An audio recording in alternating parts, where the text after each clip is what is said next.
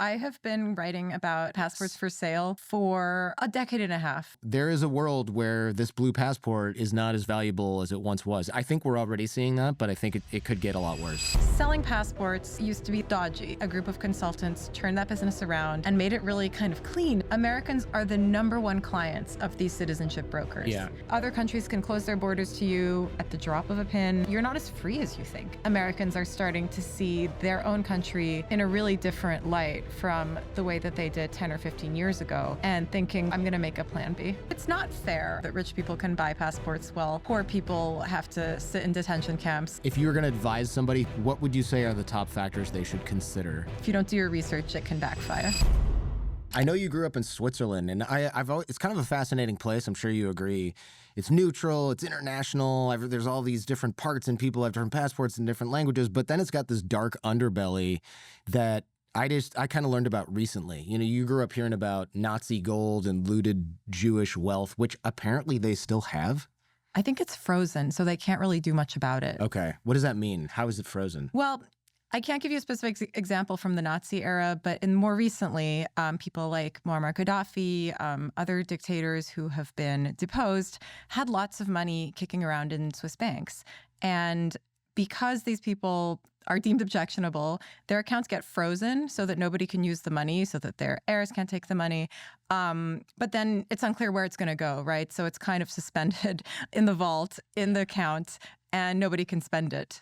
The bank must actually kind of dig that, because now you've got $5 billion US dollars in a Gaddafi account, and they're like, oh, all we can do is collect interest on this and invest it for the next 30 years. Sorry. Yeah, I guess it must count towards their various reserve requirements. Sure. It's not a bad deal. Yeah, geez, that's kind of shady. I know that there was some kind of class action suit from a Jewish group that was like, we can prove that this, I don't know, 1,000 families stuff that was stolen was put in to Switzerland by the Nazis, give it back. And I think they settled for some billions of dollars. Yeah, I mean, we're in an era now where Switzerland has acknowledged that the money is there, that harm was done, that Nazis are bad.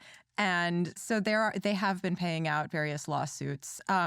Is that enough to completely reform the Swiss banking sector? It kind of depends who you ask. Mm-hmm. We don't actually know still what's in there, but we're definitely not in the same place as we were in the 90s before all of these lawsuits were coming up. I see. How does that make you feel as somebody who's Swiss? Like, it would make me feel a little bit kind of like how, as an American, when someone's like, I'm a Native American and all my land was taken. And I'm like, that's terrible. Yeah. Well, Switzerland is a really nice place to live, I bet. really nice place to grow up. And you sort of take it for granted until you realize that a lot of that wealth is sort of off the backs of much less fortunate people. And I think you can make the case that that is the case for all wealth, right? You're always screwing somebody. But in Switzerland, it's really like state policy. It has been for a very long time. And a lot of Swiss riches are somebody else's poverty. Mm-hmm. Yeah. Can you say more about that? Yeah. So Geneva, where I grew up, is a center for commodity exchanges. Something like half the world's coffee and cocoa go through Geneva, not just to chocolate shops. I'm talking about just trades, right? And we know that these practices that these industries exploit developing countries and poor people. Mm-hmm. And so it's not equitable. And Switzerland's always taking a cut and really gets a huge advantage from being at the center of these commodity exchanges. Another example is oil. Tons of oil has been traded through Switzerland. A little less now thanks to sanctions, but it's a big oil hub. That doesn't mean that the barrels of oil are rolling into town, right? It's numbers on a screen. It's right. Sort of projections into the future. But oil's not great for the planet either. And so, again, there's the sort of nice, clean face of Swiss prosperity. And then there's the underside. Where does it come from? What is it doing?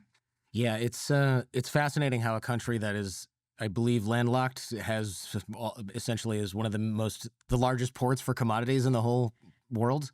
Not just commodities, but also shipping. Yeah, shipping. It's a shipping center as well as a trading center. It's pretty absurd. It is absurd because it's like, oh, you want how many barrels? No, don't bring it here. I don't want that in my in my house, but I want to trade it and make money off of it. It's a kind of like peak capitalism. Like, how does this work again? You see, I have a very large spreadsheet, and that's why I'm a billionaire, or that's why I have $100 million coming in. Pretty much. But it's also very clever of Switzerland to have come up with this business model. And I talk about this in the book, but they came up with this very early on in the Middle Ages, where they realized, well, the cantons, it wasn't a nation state at that point, realized we don't have a ton going for us. We're poor, we're landlocked, we don't have a ton of resources. What we do have are young men who we can train to fight for our richer and more powerful neighbors. And thus was born the mercenary trade. Mm-hmm. This mercenary model of really creating wealth from whatever you can find has endured through the ages. First starting with bodies, then going to gold, then going to more abstract commodities. Switzerland was trying to be a center for crypto for a while. So they keep ahead of the game. Tell me more about the mercenary trade, because I found this quite interesting. I've heard of the Swiss Guard, but I thought that was just guys with the pants at the Vatican. But it was a thing for a while. Yeah, the Swiss Guard are Swiss-trained soldiers who guard the Vatican, and they are just kind of stand around. I don't think that they have particularly difficult jobs. Or I'll rephrase, they're not at war. The Swiss mercenary business began in the 1300s. And basically, the Swiss men were trained into these regiments, and they became very good at making these formations and attacking the enemy and really punching above their weight class. They were just vicious, brutal soldiers. The other nice thing about hiring a mercenary army is that you're not really dealing with your own people, with their sort of class politics, with their own kind of political allegiances. They're hired guns. And this is really useful if you just want to get your enemy and not have to deal with the consequences, or not have to then rehabilitate the soldiers, have them live in your country, send them home. They're just guns for hire. And it's good for everybody. It's good for Switzerland because they get rid of young men who might cause trouble at home. It's good for the foreign country because they're hiring these guys who don't really have any, particular allegiance. And I guess on some level it was okay for these men who didn't have much to do at home. Maybe they wouldn't have had jobs. I'm not condoning the mercenary trade, but you can see how the arrangement was seen as mutually beneficial. So guys out there, if you're unemployed, go join a random army and start attacking civilians for money. But that's what it sounds like. The Swiss don't have mercenaries anymore, but they do have a very large standing army. And in fact, military service is required there. Yeah, I noticed that when I went there, you always see you're always on these mountain passes, and you'll just see guys sitting on the edge of a tank or whatever, rolling down the hill, and wearing their uniforms. And I was like, oh, Swiss Army knives, right? That's a thing too. It seems like such a small place that why does a neutral country need a military? It's probably a dumb question, but I think a lot of people are probably wondering, especially if it's small. It's not like you can fight Germany. Well, you could now, but to protect itself for all the usual reasons. Most countries have a military, and being neutral doesn't mean you're not going to get attacked. Yeah, but when they got threatened before, they just sort of said, "Fine." Right. Isn't that kind of how they ended up under the thumb of the Nazis anyway? They're very good at making arrangements. Mm-hmm. Yeah. So you grew up there. Half the people you said weren't Swiss. Yeah. Around. So I grew up in Geneva, and I was really in this international bubble. Mm-hmm. My parents worked at the UN. I went to international schools for the most part. And in Geneva today, almost half the population was born somewhere else. So it's just a really international group of people. And then in the expat community, it's even more, obviously, because they're expats and they're coming for a few years. Maybe they stay longer, but it feels transient. It feels like people are always moving, and it doesn't really feel so connected to the rest of Switzerland. Mm-hmm. I learned so much about Switzerland writing this book that I never learned in school. We were studying World War II and the Russian Revolution and all kinds of things, but not Swiss politics or history. And did they leave that out on purpose, or I just think it wasn't part of the curriculum, and they didn't really think it was as important. Because remember, a lot of the assumptions of these schools is people are not going to stay in Switzerland. And most people didn't stay in Switzerland. I have friends in Singapore and Kenya and, Sweden. So it's not a completely unreasonable assumption. That said, if you're in a place, it's probably good to know a little bit about, the place. Yeah, you would think. Although I can't really... I don't think as an American I can shame another country's education system in a credible way necessarily. Did you go to a school for diplomat kids or something like that? Yeah, more or less. It was an international school. Yeah, that sounds really fun, actually. I really liked it. It was a great education. Swiss bits notwithstanding. Yeah, sure. Tell me about free ports. We'll get to probably more of this later, but this just sounds like a lawless warehouse full of loot. So I'm going to correct you on the lawlessness later, but Okay. but yes, it is a warehouse full of loot. The Geneva Freeport is just a warehouse. I like to say it's mini storage for billionaires. Mm-hmm. Doesn't look like much from the outside. There's a gate, there's some guards, but inside, this warehouse benefits from various regulatory concessions that the warehouse next door doesn't have. So it is considered outside of Swiss customs territory. Mm-hmm. What that means is that for the purposes of most taxation, sort of import taxes, tariffs, now we're talking about tariffs, and certain other types of taxes, it's not in Switzerland. The Swiss are not going to impose that on you. What that means is if you have a painting that you want to maybe sell to somebody else in the warehouse or hide from your spouse or just kind of stash away and keep quiet in case, keep it for a rainy day, you can do that. There's also a high level of secrecy. Nobody knows what's in these warehouses. Really? No one even knows how much the loot is worth. It's not just paintings. There's gold, there's cars, there's wine. Fun story, I met a wine dealer in Laos once, and she told me that she worked for a vineyard, and basically everything the vineyard produced went straight to a free port. Vineyard in Laos? No. Oh, okay. It was in Europe. I just got back from Laos, and where can you grow wine? Yeah. No, I met her in Laos, but she was Belgian, and Okay. the vineyard was French. In any case, there's tons of stuff in these warehouses. They're hiding in plain sight. It's not a secret that the Geneva Freeport exists. In fact, if you walk around Geneva, you're going to see signs for the Jet d'eau, which is that big fountain in the lake. You're going to see signs for the UN, maybe a couple of museums, and the Freeport, Port Franc. There's signs on the highway for it. So no one's pretending it's not there.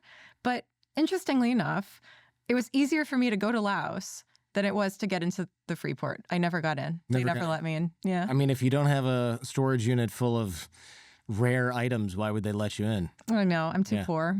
Well, also you're a journalist, and they probably are allergic to journalists. Yeah. Some people have gone in and taken a peek, but it didn't work out for me. Yeah, well, you're not going to get into somebody's storage unit regardless. I suppose No. you'd have to find somebody who has one and is willing to take you there to, I don't know, help them move something or whatever. So that to me is crazy. So it's like an administrative island. Essentially, it's kind of like a little airport zone or a little free zone of its own. Yeah. Why? This is probably a silly question, but I'm going to ask anyway. Why do these exist at all? Okay, so historically, the Geneva Freeport and other freeports served a really important purpose for world trade. So much like today, the colonial powers didn't like to trade with each other. They had high tariffs. They had various rules and restrictions around trading. And free ports were areas where they could carve out space on, say, a Caribbean island and say, all right, well, you can't trade rum with the French, but you can do it here. And so it was a place that allowed a little bit more freedom of commerce, a little bit more diversity. People who maybe weren't allowed to live elsewhere in the country were allowed in the Freeport, be it in Italy or Germany or a Caribbean island. So it had an important function. These had a very important function in trading. The Geneva Freeport was also Geneva's at a crossroads in Europe. And back in the day when actual commodities were going through Europe, not just numbers on a screen, merchants would pass through and they'd need to rest for a night or two. Maybe they wanted to sell some things. Maybe they wanted to, network, whatever it is merchants do. And so they took advantage of the Geneva Freeport's enormous grain silos. They stashed their grain there. And administratively, this grain was not considered to have been imported into Geneva. It was sort of suspended. It was in transit. It had this liminal quality that meant that it wasn't going to be taxed. You didn't have to, fill out all the paperwork that you'd have to do. And so it was really just a way of streamlining, again, trade and commerce. Now, you mentioned in the book, nationalism and protectionism cost money. So what do you mean by that? Just that there's a bureaucratic cost to What we're doing now, for example, in the United States? Yeah, we're going to see prices go up. At least that's what the economists project. Look, if you put tariffs and customs fees on imports, the people buying them are going to end up paying more. So it makes perfect sense in this capitalist framework to have places where these fees don't apply. That's like the very basic explanation of the Freeport logic. So there's a carve out. So this loophole exists so that the people seemingly kind of at the top who know how to use it or have access to it can essentially outcompete people who have to pay those fees. Yeah, pretty much. And, the other important thing to remember about the Freeport and the rules that were written hundreds of years ago is, okay, merchant brings his grain, stores it in the Freeport, moves on a few days later. He can't leave this grain there forever, right? This grain is not going to accrue interest. It's not going to get more valuable. In fact, it's going to go bad if you leave it too long. And so this rule that considers it sort of placeless, timeless, suspended, makes sense for something perishable. Now, it's a completely different ballgame if you're talking about a gold bar or a bottle of wine or a painting. All of these things do gain value, right? Sometimes depending on the markets, depending on the conditions the wine is stored in. But, art definitely accrues value. Gold has historically. And if you're leaving it in the Freeport, it's also not going to go bad, right? You can just put gold there, and as long as you're not doing something really stupid, it's going to still be gold. But this rule that allows this indefinite suspension still applies. And so that's why the suspension of time as well as space allows people to use a loophole in much more nefarious ways than the grain merchant would have. It seems like, let me come up with a hypothetical here. If I sue someone for negligence where somebody gets hurt, and I know that they say they have no money, I'm assuming that if I subpoena with the contents of their Freeport storage unit, Switzerland tells me to go fly a kite. Yeah, I don't think you can do that. It depends on the jurisdiction. And like the banking sector, Switzerland has been putting in place some reforms. It's by no means the worst Freeport out there. In fact, there was a scuffle about antiquities in the Freeport, and you can't really store that, very precious antiquities there anymore, because Geneva's party to some UNESCO treaties. But Singapore is not. And so if you have these items and you want to put them somewhere safe and out of sight and out of mind, there are other places, other Freeports that are going to accommodate you. So if Geneva's not the sketchiest Freeport, what's the sketchiest Freeport? Oh, the absolute sketchiest one? Oh, I think we have yet to see it. There's Freeports all around the world. But, Singapore is pretty lax about things like antiquities. Places in the UAE and the Gulf are pretty lax about money laundering. So for every kind of transgression, there's a place that's a little bit nicer to you about it. Yeah, I've got a friend who does work in Dubai. I have to be really careful not to even remotely identify anything about this. But basically, I know that a lot of crypto bros went to Dubai, and I was like, man, there's a lot of guys who made a lot of money in crypto. And he works with some of these folks sometimes. And he said, yeah, there's some guys who invested well and live in Dubai. There's other guys who did a scam in crypto and live in Dubai. And then the rest of them are pretending that they made money in crypto, but it's completely just money laundering from drug cartels and the Russian mafia. And they are all in Dubai. Yeah. That squares with what people have told me too. Yeah, it seems like there's a balance, right? Because of course the sketchiest Freeport might be, I don't know, is Durban a Freeport? Durban? I'm not sure. I don't think so. Maybe not. There's places that are in sketchier countries, but then you run the risk of, I don't know, a military coup, and then you can't get your stuff back. Absolutely, which brings me to a really important point about all of these jurisdictions, and that's going back to the lawlessness. There's this perception that rich people want to break the law, that, these free ports are places where you can just do whatever you want. Actually, the laws are very clear what you can and can't do in the free port, and they protect the wealth. And there's law to protect the wealth. The property rights are sort of paramount among the clientele of these places. And so there are laws. They're just laws that work very well for rich and like potentially sketchy people. Yeah. People who say, oh, they can break the law and get away with it, they're missing the point. They're writing the law. Right. Rich people love law. Yeah. And when the Panama Papers came out a few years ago, or like 10 years ago at this point, the response from the industry, from the tax avoidance industry was, but it's legal. And honestly, they were right most of the time. Mm-hmm. There was some stuff that went on that wasn't legal, but basically these offshore trusts pitch clients by saying, well, this is legal here. You can do it and you're not going to get sent to jail. That's why they're so popular. Yeah, it's quite fascinating. I didn't realize also that Switzerland, while starting out as a mercenary state that kind of sold its citizens, they also created life insurance. This is such a random industry that how did this come up? Yeah, it shows to their sort of powers of speculation. So I'm going to try to recap this properly because it gets a little bit complicated. So the Swiss were selling rente. They're essentially bonds that pay out over time. But there was this little kind of glitch, I guess, in the policy that paid out the same whether you were 6 years old or 65 years old. And so, of course, it makes more sense to buy the policy. It costs the same, right, for a little girl than as it did for an old man.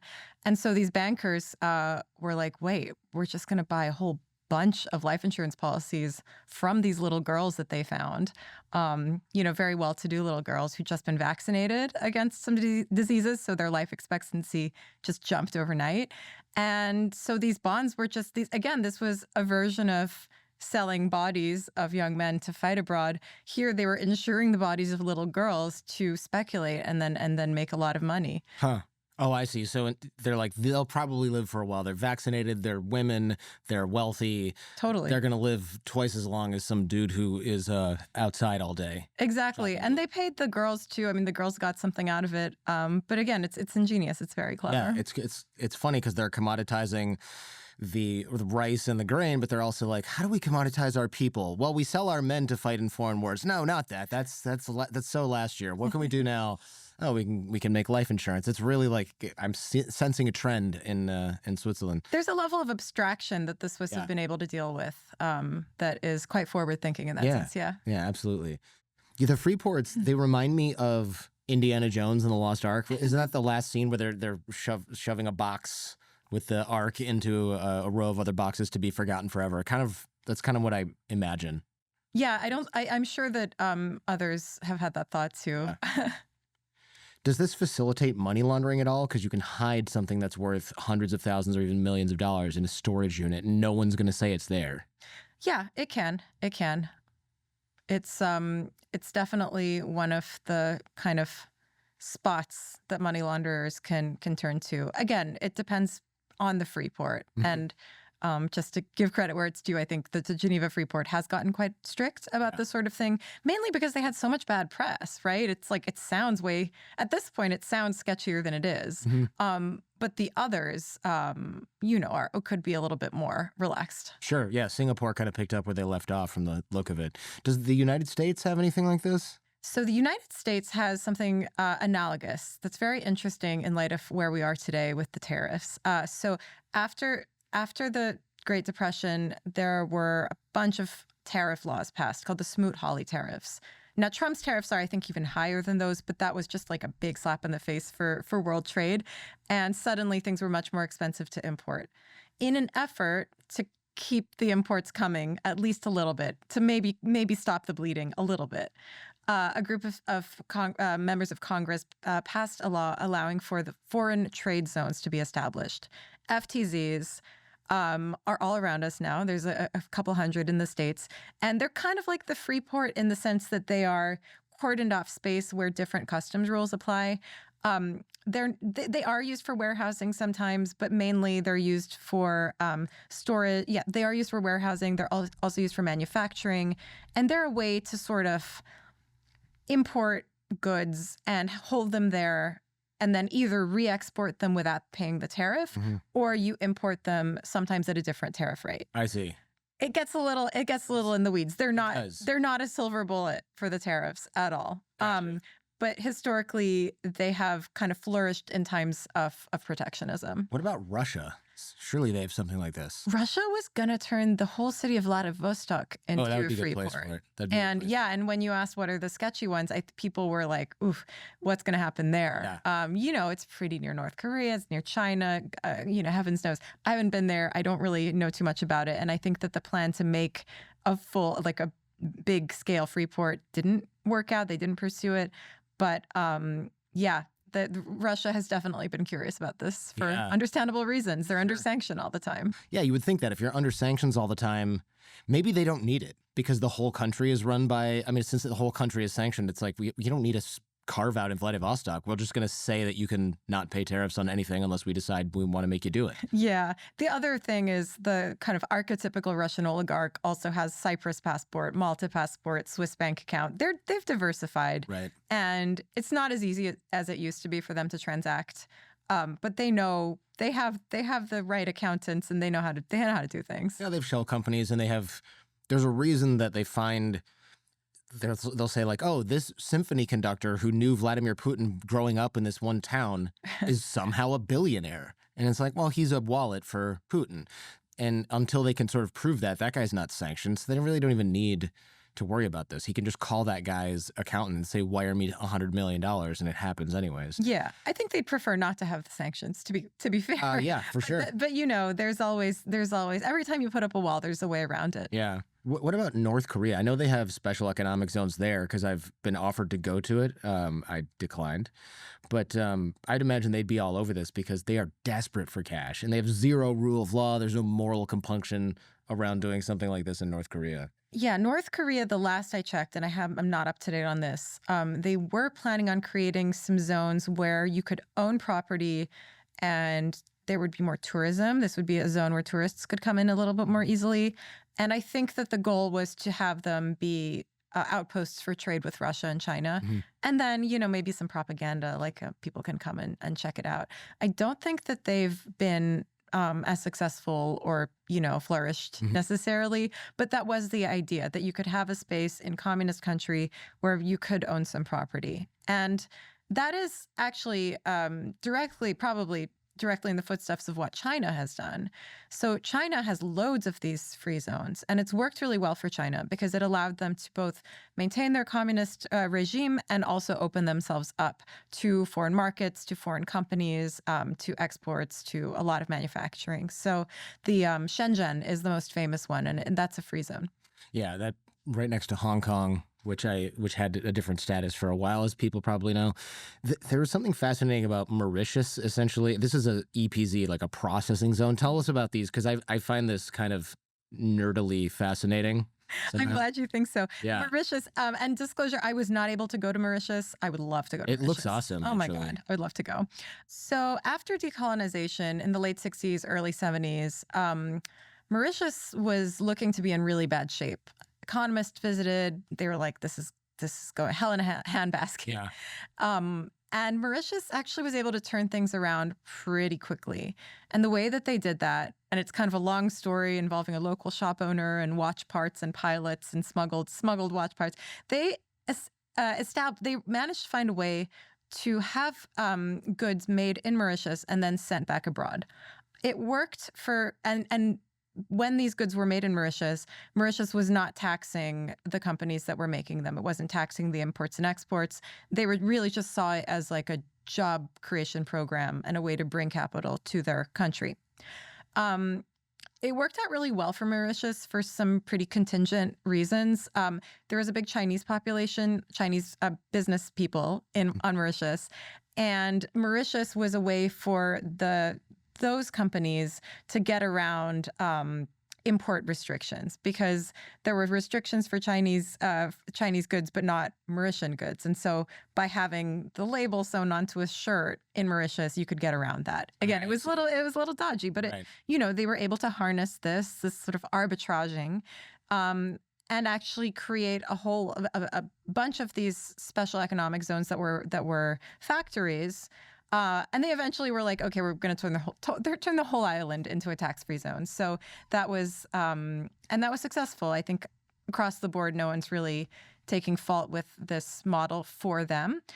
There were issues about labor, about gender, about the way that people were treated. It seems kind of like sweatshoppy, where they were like, hey, if you want really cheap stuff made, and that you can send it to here and it's a factory, and then when it goes out of the gate, it was never abroad. It was just in China the whole time or whatever. And they found these unique niches. Like, exporting holes that were drilled in gemstones that then go on, I don't know, a Rolex or something. There's a little hole that goes on a little post, so it's not glued on, right? And that was a specialized skill, so they just trained a bunch of what it sounds like women to do this. But then they were, instead of being like, we're going to pay you a fair wage for this, we're like, this is going to be basically next to slave labor, better than starving, and they start to export this. And even if local labor, let's say, gets expensive or more expensive, they just import labor from abroad, put them in this factory with dormitories, and it kind of seems like a race to the bottom. I can't imagine living in a place like that. So globally, these kinds of structures represent a race to the bottom because factories just go in search of cheaper and cheaper labor and lower taxes. But Mauritius, again, this is an anomaly, right? It worked out really well for them. They were kind of able to leverage that success and then kind of go to the next level of being an offshore center, and then became a sort of offshore business center and a tax haven. So they kind of leveled up, right? The same way that Switzerland went from mercenaries to warehouses to banking to crypto. Like, there's kind of levels of this offshoreness. And it's probably good for your country if you're able to go up, but what it means is that somebody else is going to replace you in the bottom. Yeah, that's a good point. That's a good point. It's I hate the justification, well, if we don't do it, someone else will, but that's kind of what's going on here in a way. Yeah, it sucks. And the reason that this happens is that we have such huge inequality in the world. Mm-hmm. There's this myth, or there's this sort of fiction that all countries have sovereign equality, that all sovereigns are sort of on equal standing on the world stage. But that completely discounts power dynamics and military force and economics. And when there are much, much poorer, less powerful countries competing with the rich ones, it kind of makes sense that this sort of thing happens. Mm-hmm. Yeah, it does make sense. It's sort of like the only leverage you have if you don't have tons of natural resources, tons of space, tons of labor, tons of whatever technical expertise. Your competitive advantage is, well, we're kind of willing to make things a little bit more lax. The incentives are there, and it's a mix of incentives and pressure from the private sector. And then also for a long time, the World Bank, the IMF, the development agencies were actually promoting free zones as a model for economic development. So that didn't help either. What about space? That seems like the next logical place to make loopholes for people to make a bunch of money. Yeah, I call space the ultimate offshore location. Yes, quite. The country that's really seized on space is a close cousin of Switzerland's, Luxembourg. You ever been to Luxembourg? I haven't, no. Yeah, that's nice. It's kind of like Switzerland. So Luxembourg is... again, like Switzerland, has been a tax shelter. It's been a place where corporations can register to get around rules. They've gotten into some trouble for this, but that's kind of their vibe. Right. And in 2016, 2017, Luxembourg came up with a really novel idea, which was to recognize private property in outer space. Just quickly, like, to own something, to have property, you need a law that recognizes it. Mm-hmm. Usually it's a country's law, so that you can transact, you can sell it, you can buy it, you can kind of hold it. Outer space is a little more difficult because there are space laws signed at the UN in the 60s that say that no country can have jurisdiction over outer space. They can't plant their flag and say it's their sovereign land. Mm-hmm. So China can't claim the moon, India can't claim an asteroid, the United States, Elon Musk can't claim Mars.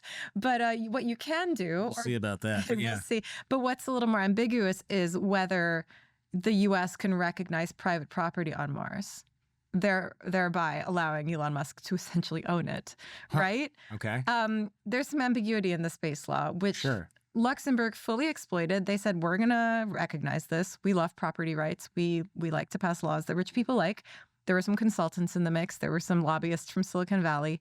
And so they came out with the Space Resources Act, which stipulates that anyone in the world who opens a company in Luxembourg can benefit from this recognition of space resources, of property rights in outer space. So it brought in a lot of asteroid miners and sort of sci-fi types. Yeah. A lot of these companies have gone under, actually, but the law remains. And so it's really going to actually outlive the first wave of space companies and probably benefit the future ones. So fancy countries like Luxembourg can essentially, I think the term you coin in the book, or I don't know if you coined this, but in the book, it's juridical entrepreneurship. Yeah. They're like, oh, okay, well, we're going to just make some laws and ... print money because we're the only ones who are offering this sort of property rights. There's other more kind of, I'm trying to find a word that's not offensive. Quirky? I mean, yes, sure, quirky entrepreneurship from countries that can't or don't make space laws. Tell me about this postage stamp Yeah. in was it Chechnya? Chechnya, Togo, every obscure little nation you can think of probably has issued a novelty postage stamp. And it's just like a transparent way to make money off of stamp collectors who will pay a lot of money for a novelty Elvis Presley postage stamp. So let me get this straight. So Chechnya is just like, hey, we're going to break copyright law and print up a bunch of Elvis stamps and then sell them. And this is the big idea. I don't think it's a copyright thing. I think stamp collectors just want a lot of stamps from a lot of countries with cool stuff on them. Yeah. And they will pay the big bucks for something exclusive. And, if it's from Chechnya, who cares? I see. This is the equivalent of Disney being like, hey, you can get a mug with Mickey Mouse on it on your way out of the park. Or like an NFT. Yeah. Yes. This is a real life NFT. It's called a picture and it's printed on paper. And theoretically, you can use it to mail something. And that's why it's so expensive. That's right. It's so fun. In North Korea, they love stamps too. They have a gazillion. First of all, nobody mails anything in North Korea. You can mail things from North Korea. It takes forever, and you usually have to pay in U.S. currency or Chinese money. But they have so many stamps, and some of them are like this big. They're like the size of my hand. Some of them are even larger than that. Then there's normal-sized ones, and they have everything from rockets to missiles to satellites to gymnasts and athletes. And then they have, of course, like the different landmarks and things like that. And it is cool. Even from a guy who doesn't care about stamps like me, it's pretty neat. And it is, again, a blatant cash grab. It's like that, propaganda posters. And then they love to try and sell these books that are all written by Kim Jong-il and Kim Il-sung, but they're absolute nonsense. And they're like law textbooks. Nobody wants have AI write them next. Yeah. I mean, you might as well have ChatGPT tell you a bunch of nonsense. That's what's in those books. But the stamps are cool. But I found out about the stamp racket in this kind of interesting way. I read a paper by a professor at the University of Michigan that was all about countries that will do these kinds of novel, sovereign entrepreneurship initiatives. So stamps, tax havens, like the whole array of things that only a country can do. And he found that a country that was a tax haven was more likely to sell these stamps, was more likely to do other types of things. And I ended up meeting this professor because I was at U of M for a year. And I said, Joel, how did you go down this road? It has nothing to do with your other interests. And he said, oh, well, I like to collect stamps. Oh, So there you go. It was sweet, yeah. I wanted to, write something about stamps and teach a class. I mean, that's where I went to school, so that totally jibes. This is probably a little off topic, but where does Guantanamo Bay sit in this sort of structure? I know it's a military base, so it's not quite the same thing, but... Well, the answer is it sits right in the middle of this whole structure because I like to think of offshore detention centers as sort of the flip side of the tax haven. It's the same logic at work. If you can't pay zero tax in your country, find yourself a country that will let you. Mm-hmm. If you can't commit human rights abuses in your country, find yourself a territory that will let you do that, that will let you get around the rules. It's really the same kind of legal logic. And Gitmo, before it was a camp for detainees in the War on Terror, it was actually a migrant detention camp. That's where they sent Haitian people who were fleeing Haiti in the 90s. Oh, I didn't know that. I thought this whole let's put migrants in Gitmo was new. No, there's a long history of that. And there were migrants sitting in Gitmo throughout the 90s, and it was, believe it or not, it was very controversial, and everyone's somehow forgotten about it. I never knew about it. I was younger. I guess that's my excuse. I was in high school. Yeah. I didn't really know the extent of it either until I was researching this. So that happened. War on Terror sort of overshadowed that, and now we're talking about Gitmo again as a place where it's sort of it's unclear if the U.S. can really do away with all due process and all sort of legal responsibilities, but there is certainly a perception and a desire to do that. And the way to do that is to move it offshore. So you also see this happening on a much more severe level with this El Salvador plan to send people to El Salvadorian prisons, sending people to Panama, and now apparently sending people to Libya. So, Oh my God. yeah, that was in the news yesterday. Not a great place to send people. No, they have open air slave markets in Libya now. I've seen photos. Scary stuff. It's pretty scary stuff. And so we're sort of going back to this now. And I think it's important to think of it in this broader landscape of the offshore world, and as just another example of it. Wow. What about you mentioned this, and I know that Patrick Friedman seasteading, where he basically has a floating city idea. This seems like the primary way those could generate revenue. Like, yeah, you can build your house here, but also we have a bank. Like, that's the first thing they're going to build besides the thing that floats is a bank, I would imagine. Yeah. So, yeah, seasteading is this attempt to create new countries on floating platforms in international waters. Yeah. The sticking point here is you need other countries to recognize you. So it might be kind of difficult to actually pull off. But as a thought experiment, I really love seasteading because we kind of are stuck in this paradigm that you can't have new countries, you can't try new things. And seasteading, for better or for worse, is trying to push that forward. So I appreciate the seasteaders for that reason. Yeah, if you create a hypothetical country on a floating platform in international waters, what are you going to do with it? Well, you might just be a weirdo who lives on a boat. You might also use your status as a country to do sovereign entrepreneurship. Postage stamps, tax havens, banks, data centers. There's all kinds of things you can do if you are a country, and all kinds of ways to make money if you're a country. So the possibilities are really anything you can do on land, you could theoretically do on one of these. There's already a floating nation, but I think it's kind of like not super real. What is it called? You know, Sealand. That's what I thought. Yeah, Sealand, and it's like an old oil rig. Yeah, it's an old rig. You can kind of purchase knighthood if you really are interested. They sell titles. And then I remember there was like I saw a clip or something on YouTube where this guy's like, yeah, my dad started it. There was a coup there where people tried to take it over, and then they got their butts kicked and thrown in fake sort of makeshift, I should say, jails.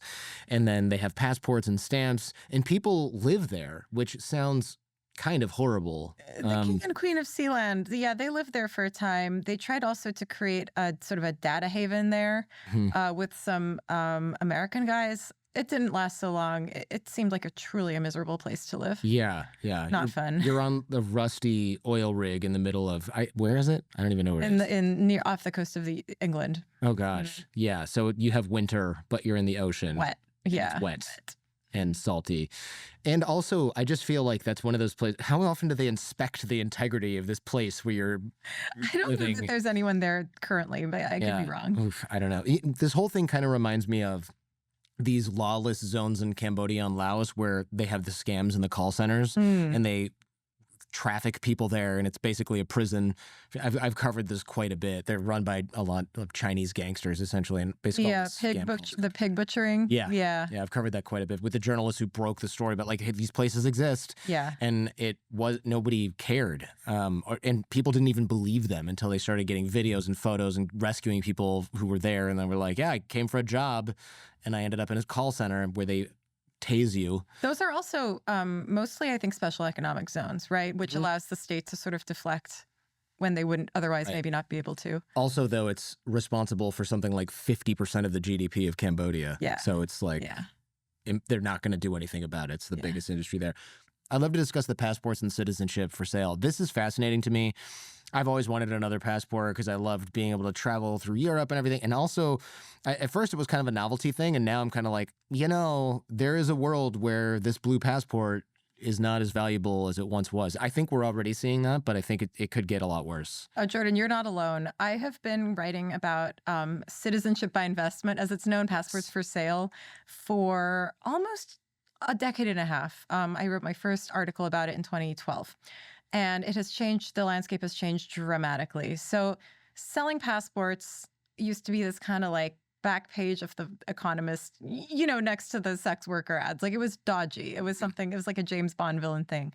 And in the early 2000s, a group of consultants turned that business around and made it really kind of clean and sanitized. And surprise, surprise, they came from Switzerland. So a group of guys essentially went door to door to different countries, knocking on, the prime minister's door saying, hey, man, I've got a business idea for you.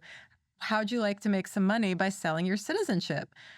And it sounds preposterous, but they really talked a bunch of countries into doing this and into not doing this on in the gray market, but actually establishing rules and regulations and kind of a process by which a foreign investor could buy real estate, donate money, any number of investment schemes, and in exchange receive citizenship from that country without necessarily living there. St. Kitts and Nevis, the Caribbean island, was a pioneer.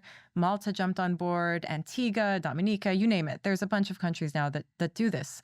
And over the past 10 years, this business has been growing. There are more and more agents and lawyers participating in it, and the clientele has grown.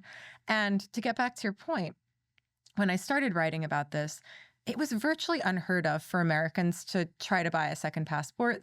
The only Americans who were doing this were the ones who really wanted to just never hear about the IRS ever again. Right. The only way you can do that is by getting another passport and renouncing your U.S. citizenship. And even then, it can take a while. Uncle Sam is pretty... They're going to say, hey, why did you do this? You make a bunch of money before you renounced your citizenship because you still got to pay taxes on that. Right. There's an exit tax. And actually right now there's a big case involving a man who is known as Bitcoin Jesus, Roger Ver, who got into some trouble for supposedly misreporting the amount of crypto he had on the day that he renounced his citizenship. Anyway, it's complicated and maybe not advisable, but people have done it and people continue to do it. The thing is now, Americans are the number one clients of these citizenship brokers. Yeah.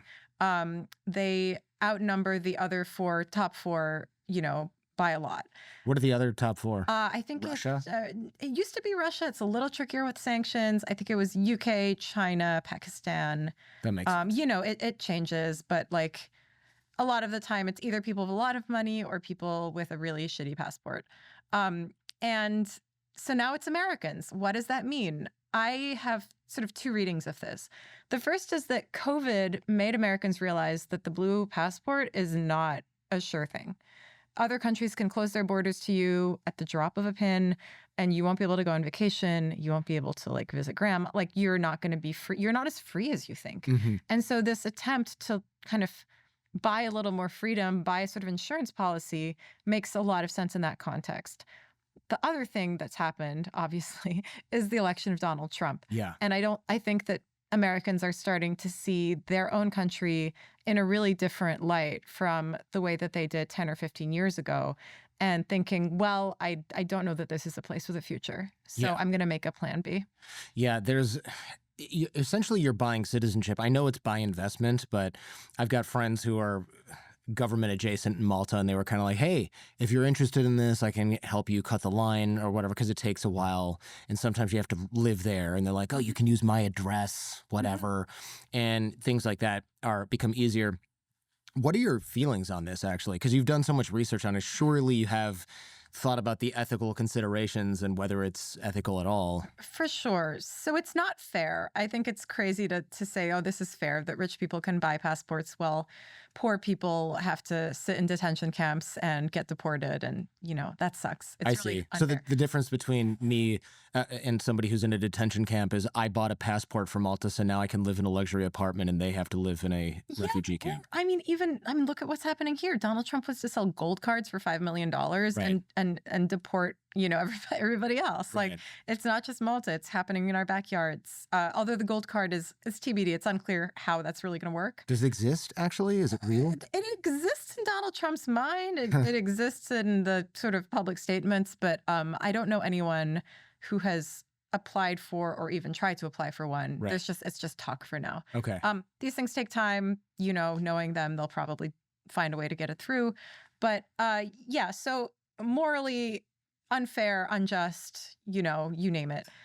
On the other hand, I'm sort of an immigration maximalist. I feel like if you want to move, you do what you need to do to get there. Yeah. I'm not really here to judge. Of course, billionaires are going to do this with some sort of nefarious ideas in mind, but I don't think you can say, well, you can move and you can't move, or you can get a second passport and you can't. So on that level, I kind of suspend judgment. Yeah. I think it's also really interesting to think about what selling citizenship does to our idea of citizenship, period. What does it even mean if you can buy and sell it? Like maybe this isn't this, emotionally loaded status that we've kind of come to think of it as.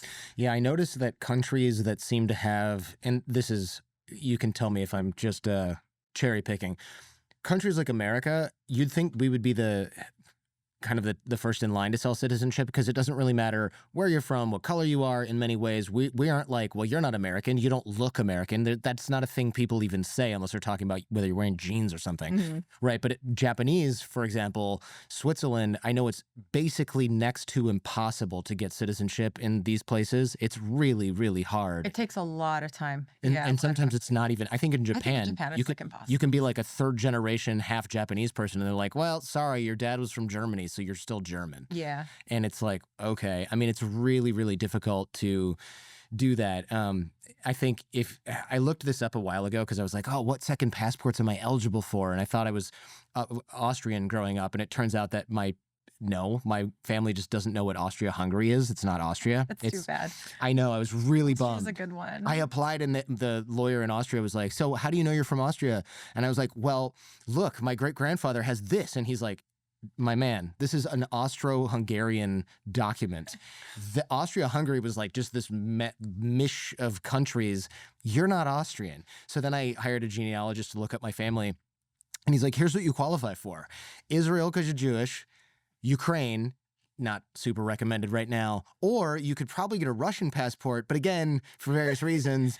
And I'm like, oh, cool. The only crappier passports that I don't qualify for. Oh, I think I qualified for Belarus.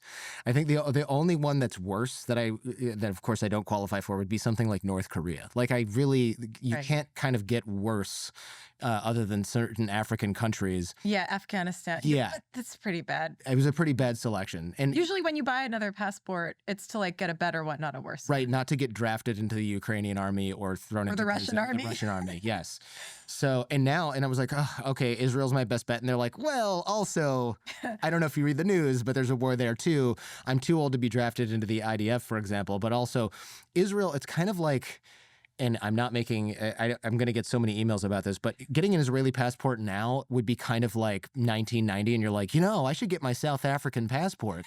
What could go wrong? I mean, there's a world in which Israel gets sanctioned out into oblivion by a bunch of places and you can't travel there anymore. Yeah. It's not going to help you, Jordan. It's not going to help compared to the blue one. If you have a couple $100,000 kicking around in a bank account, maybe in Switzerland, you can you have options. You can get visas. You can get citizenship in St. Kitts, Dominica, Caribbean zone, around $250,000, maybe a little less. So do I have to give them that money or do I put the money in a bank and I can use it? You can't just put it in a bank and use it. You can buy a condo. Like there are things you can do that isn't just giving it to them. Yeah. If you just give it to them, it's a little less. But yeah. Yeah. Okay. Yeah. My friend Neil Strauss, who you might have heard of, he bought a condo in St. Kitts and Nevis and he has that passport now. And it's probably cool because it's a Schengen area European passport, even though it's an island in the Caribbean because of the way that those were formed. But I remember him going, yeah, that was not a good investment in terms of like the value of the real estate is garbage compared to the price you pay for the condo because it's basically you're buying the passport, but you get a condo with it. Totally. It's not a good. It's really jacked up prices in this kind of bizarre way where the real value is the document. It's the piece of paper that you get with it. I didn't look into this, but I'm going to go ahead and assume that the people who build the condos that you can buy for that are related to the president of that country. I think some of them are actually foreign real estate companies, okay. But you wouldn't be wrong to think that in general. Just like who's going to support a 500% markup on real estate and then throw in a passport? Okay. Yeah. So who is buying these things? Neil Strauss bought it because he's a weirdo like me, but who's really buying a passport? Who's investing? I think for Austria, it's like $2 million in investing. Who's doing this? Oligarchs? So historically, past 20 years, it's been Russians, Chinese people, Indians, Pakistanis, people from countries that don't let you transact as freely or travel as freely, right? Maybe, and there are really specific scenarios where, like, if you're Chinese and you want to put a company on a stock exchange in a certain place, you can't be Chinese, and so you have to get another one. Like, all of these really arcane scenarios.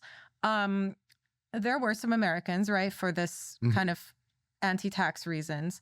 Um, and it's rich people. It's rich people. It's kind of one of the big successes of the citizenship industry is that they kind of turned having another passport into this like must have, it's like an Amex, like the best Amex It's card. like a black It's card. almost a status thing, right? It might not even make sense for you if you're a French citizen to like go throw in another passport, but it really played on people's fears, Mm. on people's need for exclusivity, wanting more. And so in addition to being a pretty interesting business and geopolitics story, it's also like kind of a good advertising story. It is, yeah. What I should do is interview somebody who does this and be like, can you in exchange for coming on this show, can I get a passport that's, a red one or a green one? We'll see. I'll pay the fees. Are there any unusual reasons? The whole thing is unusual, but are there any truly unusual reasons people do this? Like, yes, you don't want a Russian passport because it's bad, so you buy an Austrian one. Or yes, you want to float something on a stock exchange and you can't use your Chinese citizenship to do it. Is there anything where you're like, this is the weirdest one I've seen?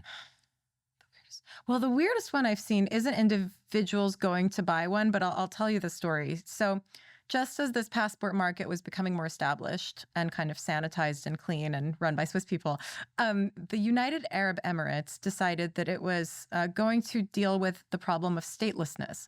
Bunch of people in the UAE, they say 10,000. I know for a fact it's more like 40,000, don't have any citizenship at all. They're stateless. How is that possible? So they entered the country decades ago, generations ago, and never got registered, never got citizenship. Entered from where? Yeah, neighboring countries. UAE is a relatively young country. The Yeah. borders are pretty recent. So there was a lot going on. And look, there's also a huge amount of discrimination. You're from the wrong tribe, you're from the wrong place. We're just not going to give you citizenship. It's very expensive to give people UAE citizenship because it's a full ride on life. Right. Um, You don't they have to just, pay for education, healthcare. Yeah. It's a good deal.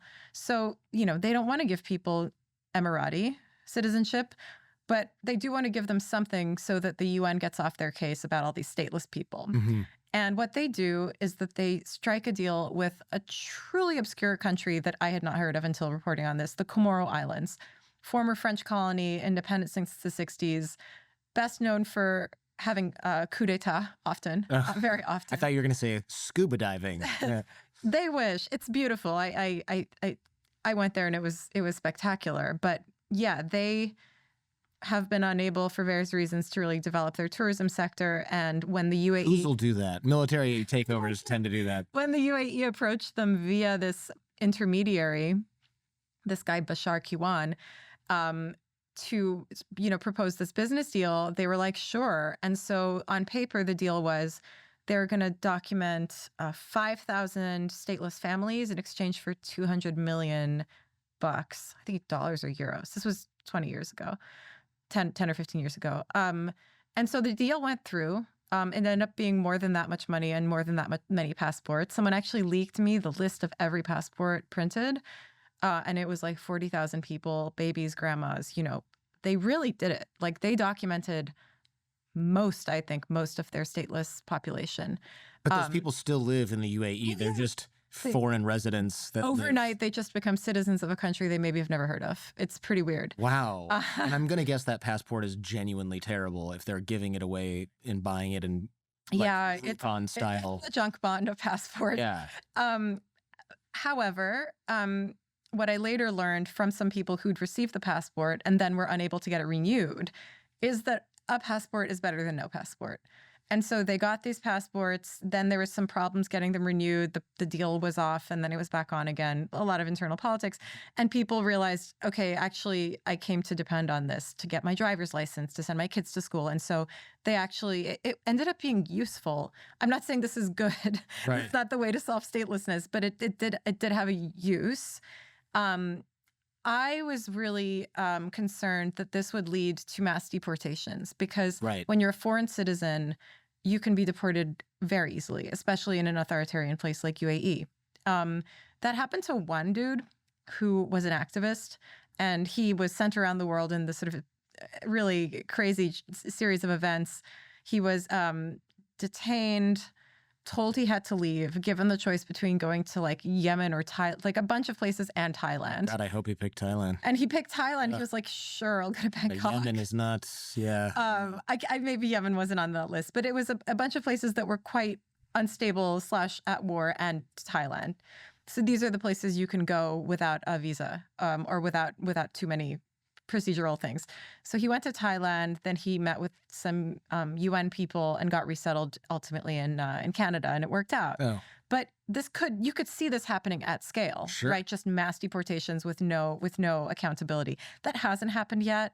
I don't know that it's going to happen. I don't want to say it's a happy ending, but it's sort of, they've reached stasis here. Sure. But it shows that these passport sales, we think it's just about the ultra rich, but they have knock-on effects all around the world to all kinds of different people. What's the benefit for countries that sell passports? Is it just, all right, we got a bunch of money from the UAE, or Malta's like, we'll give you a passport, but it's going to be $750,000. And they're like, that's kind of worth it. We could use the cash. Is it really just that? Yeah, in theory, you have people coming over. Maybe they're starting companies. Maybe they're bringing their lawyers and housekeepers. And Israel's kind of like that, right? They're like, we need more people, Jews, to live here because we're small, we're constantly under threat. And if you want to come here from New York, like, okay, spend 6 months a year here and spend a bunch of money, bring their wife and kids. It's still expensive to do that, but it's probably better than growing up in Belarus or Ukraine if you're Jewish, especially. Yeah. And I mean, Israel has this added level of like, we need to replace people that were killed during World War II. Like there's a whole other, I don't think Malta's like, we need to replace the lost Maltese. No, unlikely. And they're very Catholic. I think they probably have more kids than most European countries.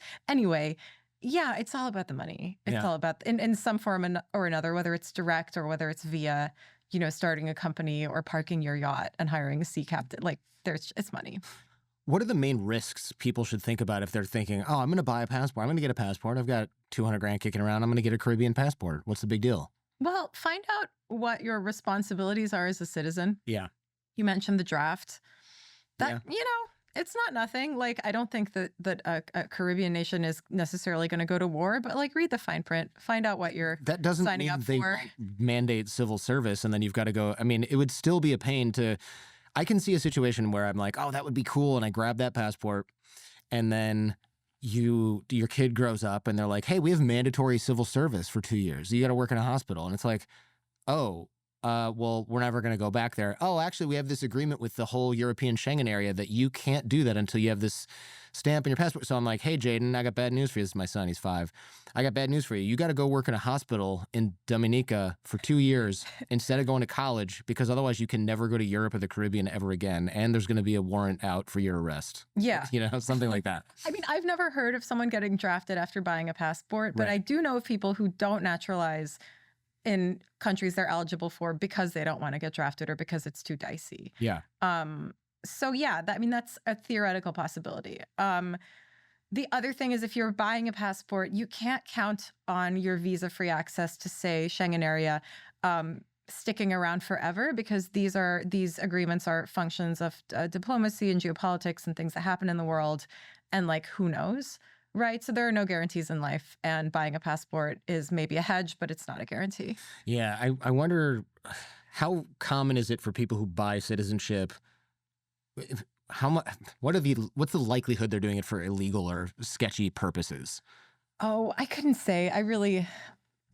One man's sketchy is another man's legal. Right? Well, that's the idea behind buying. Yeah, right? I'm yeah. thinking of UAE, right? I mentioned this earlier in the show. There's a lot of crypto bros there. And my friend I was like, yeah, that must be interesting. Those people are so technically inclined. And he's like, a lot of them are just laundering money for drug cartels. They have no idea how to transfer Bitcoin. They're just So there have been some very high profile sort of certifiably shady people who've bought passports. Yeah. Joe Lowe, the one MDB we covered mastermind it on the show. Yeah, he bought a Cyprus passport. I mean, these things come out, right? So there are many. You can Google them, and they, I think, have found ways both through the legal process and around it. So listen, I say that these are official programs. That isn't to say that if you don't know a guy, you can't go around it, right? Like maybe you know a guy in Malta. Like this happens with some frequency. Yeah, I do know a guy in Malta. The thing is, that happens in all business. This is not unique to the passport trade. This is just business. Yeah, that's true. Knowing a guy, it's just usually when you know a guy and you're like, yeah, I'll get a discount on this particular motorcycle because he works at the dealership. That's different. Like my dad can get you a discount on a Ford because he worked at Ford. You get a little PIN code and the dealer puts it in and suddenly you're paying $1,000 less for the car. That's different than being like, I know a guy, now I don't have to leave Europe because my friend is letting me use his mailing address and saying that I rent a room from him. So now I'm Maltese. Yeah.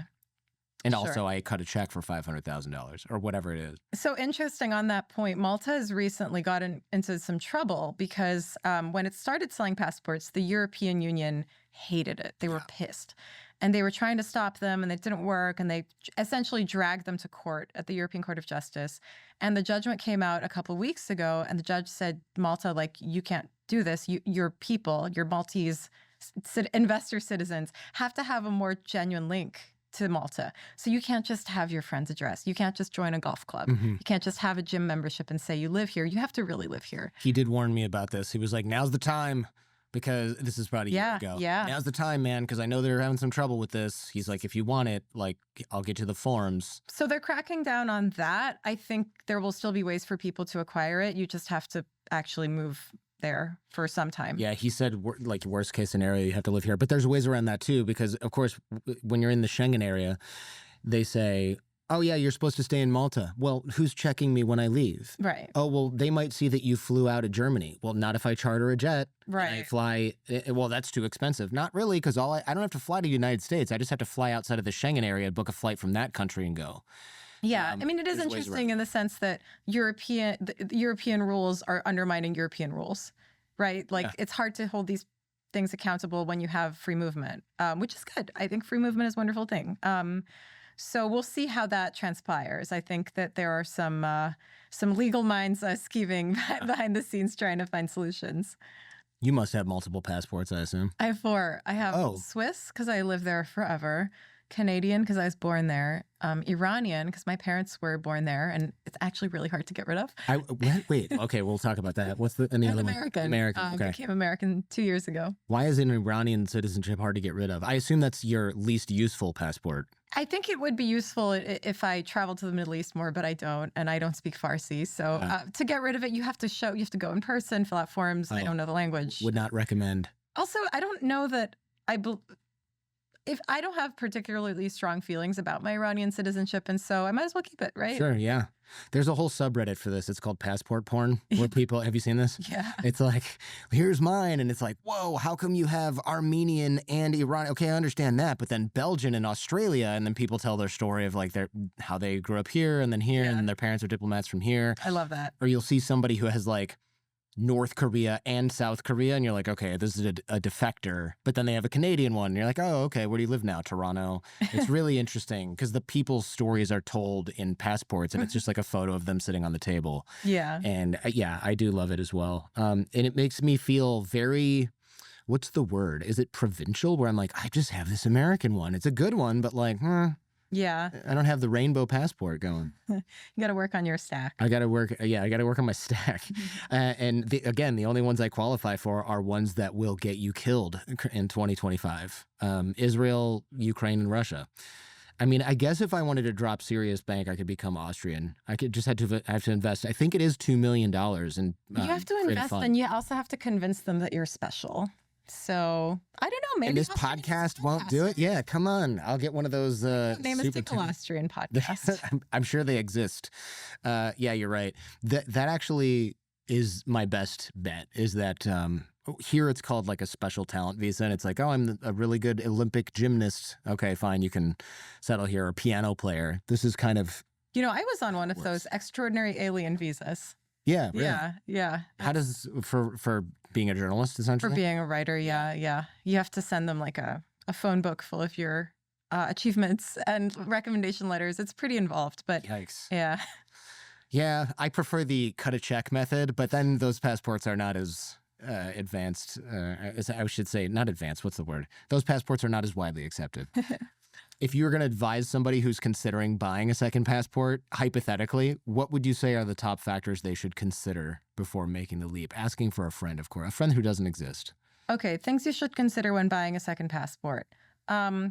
Make sure you have a really trustworthy agent or lawyer. There's a lot of people working in this business now. Some of them are shady, some of them are super legit. So make sure it's someone you trust, someone who has reviews and who has not knowingly or unknowingly done business with a type like Joe Lowe.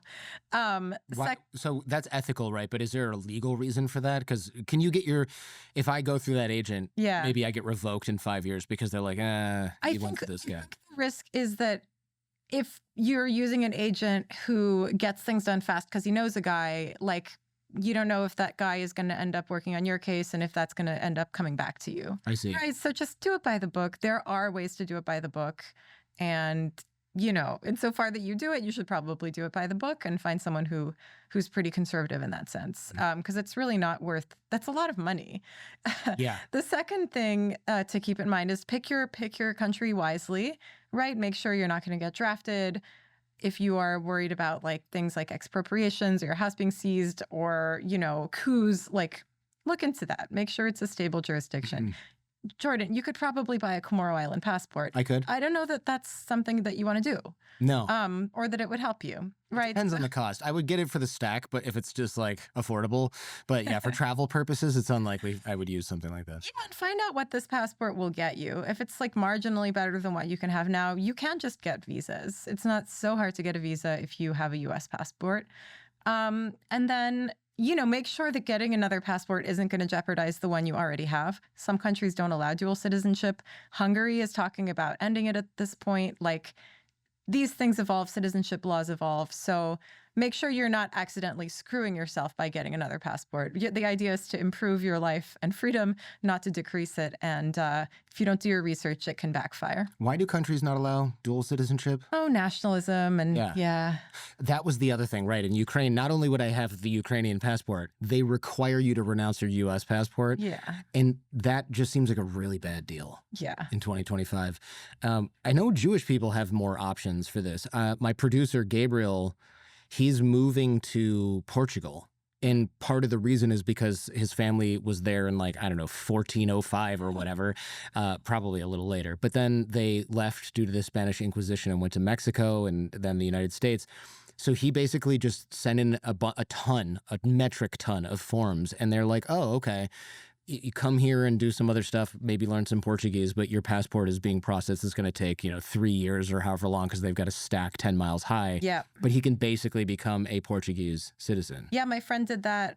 Portugal has been doing this. Austria, tens of thousands of American Jews have become Austrian. I tried that recently. Yeah, that's how I found out that Austria-Hungary is not Austria. Womp womp. Spain was doing this to some degree. And then there's grandparents, right? You may have Greek grandparents, Italian grandparents, Spanish grandparents. There are almost forensic citizenship investigators that will track down your relatives, get the birth certificates from the municipality, get the signatures. There's a whole industry around this. Mm-hmm. So you might not even have to drop, $200K. You might just need to hire someone in this Italian village to get the documents you need. I have a guy that does that for people who are interested. He mostly specializes in Jews, but he'll do it for anybody. And it's most of his work, I think, is for second passport citizenship. It's like, oh, you need to prove you're Jewish and your relatives came from Belarus and all the records were basically destroyed. Now I've got a guy who'll go to the graveyard, find your ancestors, take photos of that, dig up copies that were then exported to Germany by the Nazis, grab those copies. It's pretty involved. I mean, it's incredible. This is the moment we're living through where everything feels so uncertain that people are scrambling for second passports. Yeah. I think it says a lot about what we're all collectively experiencing today. The agency that offered me the Israeli thing 2 years ago or so, they were like, hey, this is a relatively fast process. It's a little expensive, but we handle everything for you. We'll even drive you around. We cover accommodation, blah, blah, blah. And I talked to the guy a few months ago because he started listening to the show. And then he's like, hey, if you're still interested, it's going to take 2 or 3 years because we had, I think he said something like 30,000 new applicants come in. For Israel. Wow. Because of it, and that shows you how bad the situation is, right? So for Israel, mostly from Russia and Ukraine, because things are so bad in Russia and Ukraine, that they'll go to another area where there's a war going on because it's still better than getting drafted or ending up in a drone situation. Well, and the Israelis aren't outgunned. Right. Quite the contrary. Right. So it's quite interesting and this is how it's cruising. And they're constantly tightening the screws on the requirements. Before it was like, you're Jewish, okay, fine. You stay here sometimes, you have a mailbox. Now it's like, no, you have to live here. Mm-hmm. And then it's like, well, if you're really wealthy, you don't have to live here. You just need an address and someone has to get your mail and someone has to file forms. You need a phone number, but you don't have to live here. And then they tighten it a little more and a little more and a little more. But as long as you're willing to pay a few $1,000 extra a year, that requirement like kind of sort of maybe doesn't apply to you. And if you can fly there a few times for some meetings, okay, that's good enough to prove that you live here. That kind of stuff. It's like a cat and mouse a little bit with these. Yeah. I mean, residence, like actually proving residence is going to be the next big thing. And I talked to an attorney in Portugal separately for this passport thing for the show. And he said, yeah, there's a residence requirement now. This is if you're not a Jewish descendant of Portugal. This is just like me as a Californian wanting to go there. They hate Californians now because we've driven the real estate market sky high. He said, actually, yes, there's a residence requirement, but the way they prove that is they send you mail. You have to have a phone number, you have to get bills paid. And he goes, so what you do is you buy a property or rent one, then you rent it as an Airbnb. And he's like, I happen to know people who manage those. And then you leave by train and the government just goes, he lives at this place. Meanwhile, this lawyer agency guy is renting it out as an Airbnb to tourists, having it sort of pay for itself a little bit. And then after 2 or 3 or 5 or however many years, you just suddenly have lived there long enough to get a passport. Yeah. So it's, again, just like cat and mouse. Like there's a requirement, but then a lawyer, an agent, somebody else is willing to do something right on the line / over the line for you for the right price. Yep. And you're good to go. Yeah. Yeah. But you're right. It does say something about the uncertainty globally that this has now become 1,000% more popular in the last 5 years. Yeah, and like I can certify that. Like I've watched this go from 0 to 60. We're at like 55 right now. What do you think the next move is with this? Do you think more countries will start to sell passports like the United States, or do you think that countries will go, you know what, this is starting to become an immigration issue, maybe we turn it down or just jack up the cost? These are immigrants that countries aren't really going to turn their noses up at, right? They're like rich white people who like have remote jobs and like money. It's going to be a different political problem from large numbers of people coming from North Africa or the Middle East for like essentially racial reasons. I think what's going to happen, and this is my, speculation, I think they're going to tighten the screws some. It's going to look a little more strict. There's going to be ways around that, but I do think it's going to be more important to actually move, which is actually fine because it seems like now people do want that. Yeah. I think a lot of us can use a few years abroad to expand our horizons in any case. Yeah, definitely. Thank you. Funny, but a thought I had is that all of this talk of globalization ending and nationalism coming back is actually pushing people away to take more advantage of globalization. Some people, yeah. Well, it's almost going to be like a different tier, right? There's going to be people who go, yeah, when this whole nationalism thing hit, I decided to get my Irish passport by descendancy, or what do you call it? Heritage? Heritage, yeah. And then my head of sales over at Podcast One, she's getting her Irish passport because basically you just have to say your great-grandpa or grandparent has it. Now suddenly you've got a great passport because Ireland's pretty solid. Italy, I think, just closed the doors on this a couple months ago where they were like getting all these people who are, my great-grandmother came from Sicily. I think now they were like, all right, it's enough. We got half of New Jersey. What's going on here? What's up with Edison, New Jersey, just moving over to this place? And I think they got sick of that and they decided to tighten up the requirements a lot. All the people who applied, I think, before April are good to go, but everybody else is just kind of SOL at this point. Yep. Austria, well, the Germans are always kind of tight on this kind of stuff, so they really want to make sure that you are pushed out because of the Nazis or that your grandparents lived there or even you have spent time there, speak German, et cetera. But yeah, I think it's quite interesting, this sort of crust of people who are moneyed, international, don't want to be locked into a place for different reasons. They'll become more international. But I think, man, the people I grew up with in Michigan, they're not doing this anytime soon. They are going to have their blue passport. And if it means you can only go to Florida because you can't go to Mexico or Canada in 10 years or Europe, You're going to be stuck. Yeah. But it's not really going to affect their day-to-day life. This isn't something that bothers them. They go to Fort Lauderdale on vacation. They don't go to Paris. And if they wanted to go, now they just can't, or they have to apply for a visa. And it takes a year to get it. You know, I don't know. So it's fascinating to me and a little alarming because it does seem like, look, I fall on the right side of the line, I think, here, fortunately, but only because I got really lucky. I started a podcast 18 years ago, and now it's lucrative. If I'd worked in the same industry as my parents, my mom was a public school teacher, my dad was an auto worker, I would have zero options to explore anything like this. Yeah. So it's going to create this sort of divide, this tier of society that didn't exist before. Yeah, we have so much inequality, and there's only going to be more of it. I think that's clear. Leave us with some good news. Some good news. So anything. I mean, right now I feel much better to launder my ill-gotten podcast gains and escape U.S. government jurisdiction. So I appreciate that. But leave us on something a little more positive. I guess, okay, positive maybe for everyone but Americans. But I think that Americans are finally, some Americans, the ones we've been talking about, are finally maybe dropping a bit of arrogance about how they see themselves, about how their country behaves, and realizing that, you know, they're not immune. And so dropping the arrogance. You don't have Twitter. A little bit more humility among Americans, especially Americans who go abroad. I think that we're going to start seeing that. And you know, where will this moment lead us? Who knows? But hopefully somewhere better. You got to keep some hope. Yes, that's true. You know, I wasn't going to continue after that, but I feel compelled to. I used to say things like, this is, again, I'm trying to think of a good example, but it would be something to do with immigration, for example, or the way, let's say, like China treats people or surveils people.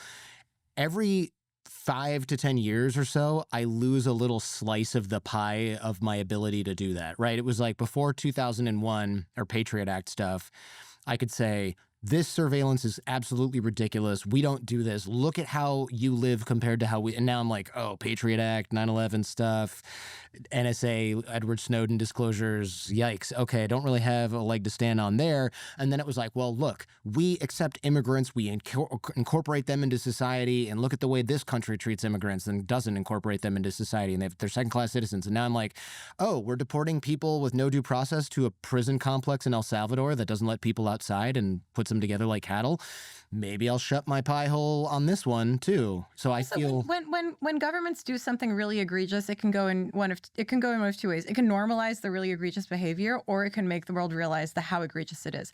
And I kind of think we're on that side now. I mean, the world is appalled at these deportations. The world is, you know, in Canada and Australia, they voted for really ailing middle of the road liberal parties because they didn't want to go down this road with the Trumpy candidates. So maybe that's also something to be a little optimistic about. Yeah, especially if you can afford to move to Canada with your Iranian passport. Atossa, thank you very much. My pleasure, Jordan. Thanks for having me.